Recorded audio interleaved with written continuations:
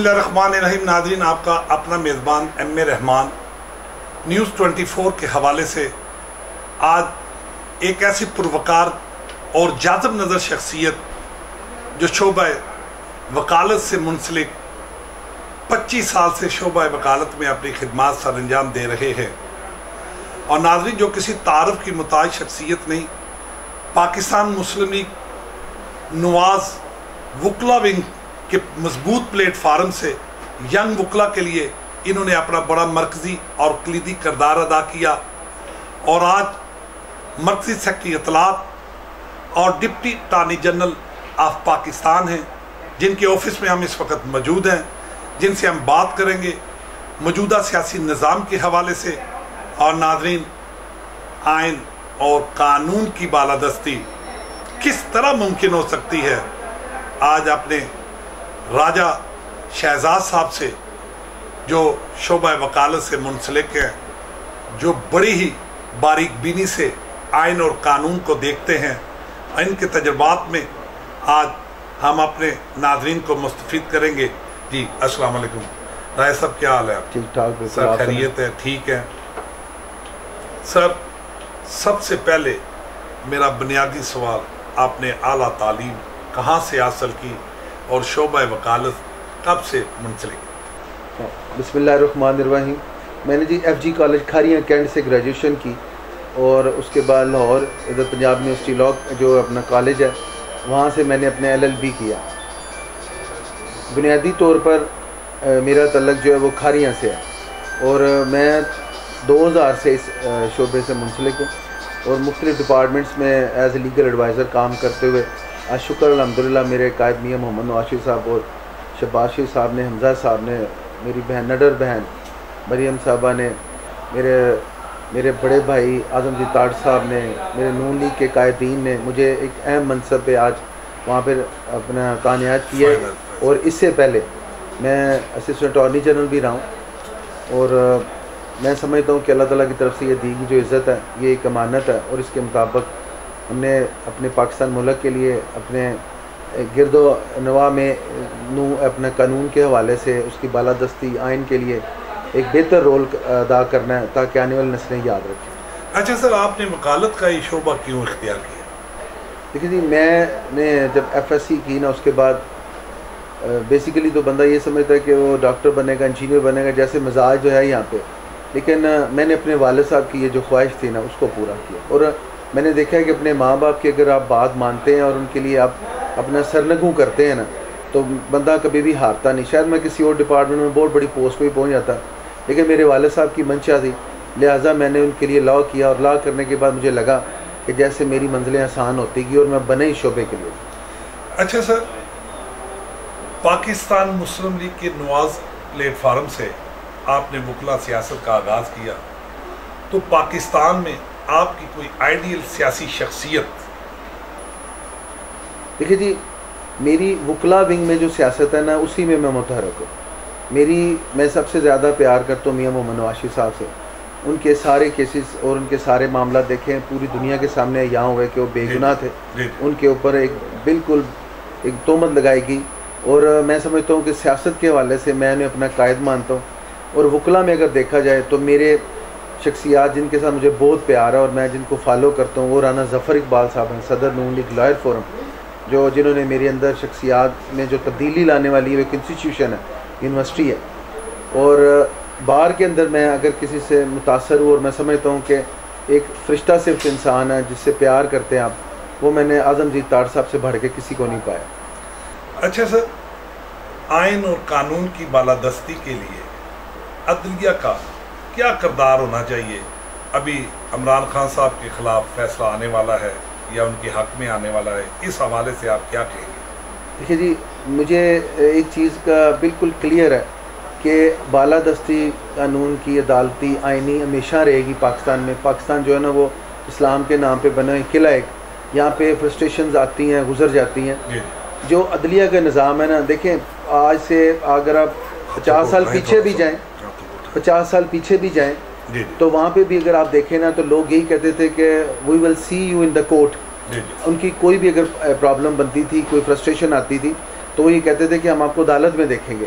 تو یہ عدالتوں کے اوپر ایک ان کا اعتماد تھا جس کو آج اس پی ٹی آئی نے, جس کو اس عمرانی ٹولے نے فنا و برباد کر کے رکھ دیا ہے. آپ دیکھیں کورٹس کے حوالے سے انہوں نے ایسے ادھم مچائے ہوئے ہیں کہ اگر کوئی بات کرتا ہے غلط یا اس طرح تو وہ اس کے معاملے کو عدالتی ریٹ یا گورنمنٹ کی ریٹ یا آئین کی ریٹ کو نہیں لیتے, وہ اپنی منشا کی ریٹ کو لیتے ہیں. میں سمجھتا ہوں شہباز گل صاحب نے اگر کوئی ایسا ایکشن لیا تھا تو اس کو سزا ملنی چاہیے, جیسے کہ طلال چودھری صاحب کو ملی, جیسے کہ یوسف رضا گیلانی صاحب کو ملی. جیسے آپ دیکھیں کہ ہم لوگ جتنے بھی معاملات میں دیکھتے ہیں میاں صاحب نااہل ہو گئے, ٹھیک ہے, لیکن اب اگر اس کی باری آئی ہے تو یہ لوگوں کے سامنے ایک مذاق بنتا جا رہا ہے. میں سمجھتا ہوں عدالتی نظام کو ایکسیپٹ کرنا چاہیے. عدالت ہے تو ملک میں ریٹ ہے, اور اگر وہ نہیں ہے تو عام بندے کو انصاف کی فراوانی, اس کو انصاف کے حوالے سے کوئی بھی جو مساوی تقسیم ہے اس میں تکلیف کا باعث ہوگا. اور پاکستان میں اگر عدالتی نظام نہ ہو اور یہ سارا سسٹم نہ ہو, جیسے افواج کی یہاں پہ خدمات نہ ہو جیسے وہ سیلاب میں کر رہی ہیں, ٹھیک ہے, تو یہ پاکستان کا شرازہ بکھیرنے والے ہماتن گوش ہیں. اس ایٹمی ملک کو ایک تباہی کے دہانے پہ پہنچانے والی دشمن قوتیں بالکل میدان میں ہیں. ہمیں متحد ہو کے اپنے ہر سسٹم کو مضبوط کرنا ہے, اپنے آئین کو, اپنی سیاسی جماعتوں کو, ہمیں ایک دوسرے کی عزت, ایک دوسرے سے محبت کے اس علمی ہے جو ابھی ہم جس میں گزر رہے ہیں اس میں سے فقدان جو ہے اس کو ختم کر کے اس میں فراوانی لانی چاہیے, اور محبت کے جو پیروکار ہیں یہ لوگوں کو ہم آگے لے کے چلیں اور اس سسٹم کو مضبوط کریں. اچھا سر, کسی بھی وکیل کے لیے مقدمہ جیتنے کے لیے سب سے بنیادی کون سی ایسی ایویڈنس, کون سے ایسے ڈاکومنٹس ہونے چاہیے؟ دیکھیے جی, وکلا جو ہے نا, وکلا یہ بار کونسل کی طرف سے جب ان کو لائسنس دیا جاتا ہے نا تو اس پہ کچھ کلازز ہیں جو مینشن کی جاتی ہیں کہ انہوں نے یہ کارساز ہوتے ہیں, انصاف کی فراوانی جو ہو رہی ہوتی ہے ان کی اسسٹنس سے آگے کی طرف موو کرتی ہے.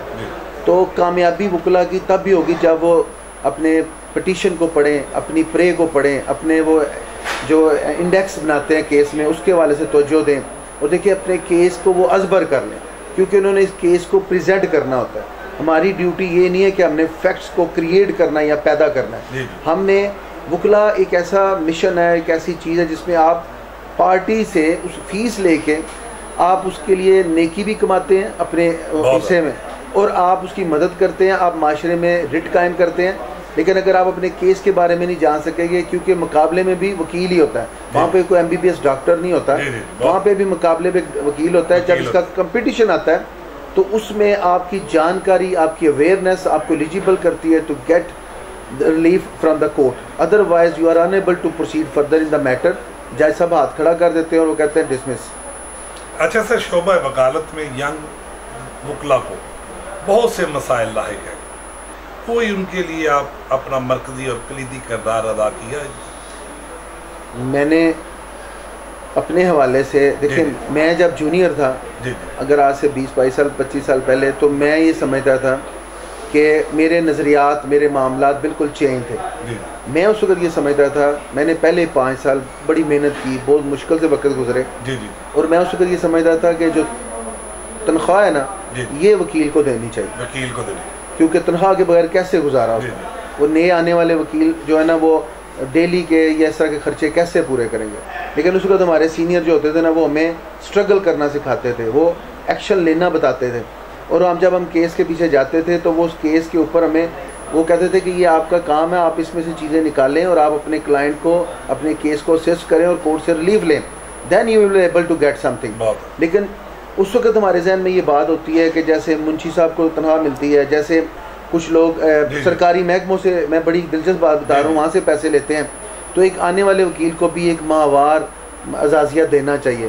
لیکن میں نے 5 سال بعد جب میں وقت گزرا تو مجھے لگا کہ میری یہ سوچ غلط تھی, اور اس 5 سال سے لے کے آج تک میرے اندر یہی سوال آتا ہے کہ یہ تنخواہ والوں کا گزارا کیسے ہوتا ہے. کیونکہ جب آپ اپنی ڈگر پہ آ جاتے ہیں, اپنی ایک پروفیشنل لائف کو اڈاپٹ کر لیتے ہیں, تو پھر آپ کو تنخواہیں جو ہے نا وہ نظر ہی نہیں آتی.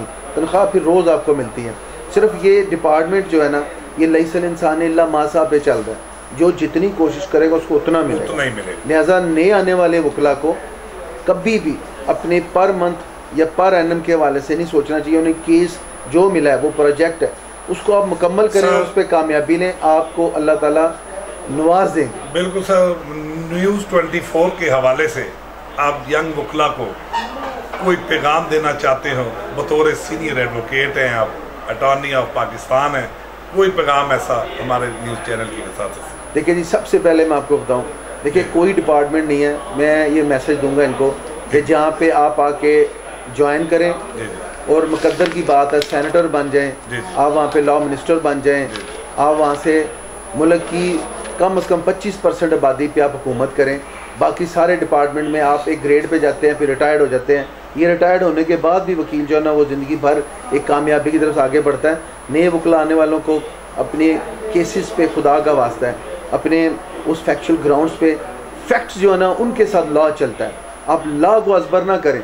CPC PPC बरसों से वही चल रही है। आपका ये एविडेंस है, जो आपका ये लॉ है, ये सब एक कॉन्स्टिट्यूशन जो अमेंडमेंट्स आई हैं 20-25 उसके बाद कोई और नहीं आई। आपको अगर कुछ याद करना है तो केस के फैक्ट्स याद करने हैं। देखिए FIR एक है और 50 FIR दर्ज होती हैं, नाम FIR ही है लेकिन फैक्ट्स उनमें मुख्तलिफ है, सेक्शन मुख्तलिफ है। अपनी सारी तो जो अपने लॉ की तरफ लगा दें, फैक्ट की तरफ लगा दें।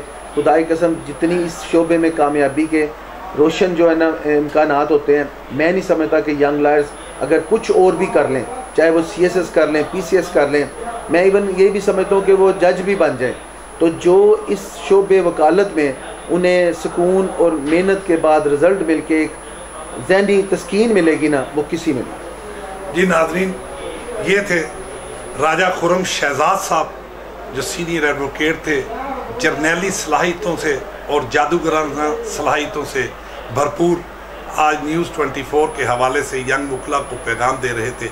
इसी के साथ अपने मेज़बान एम ए रहमान को न्यूज़ 24 से इजाज़त दीजिए। अल्लाह हाफ़िज़।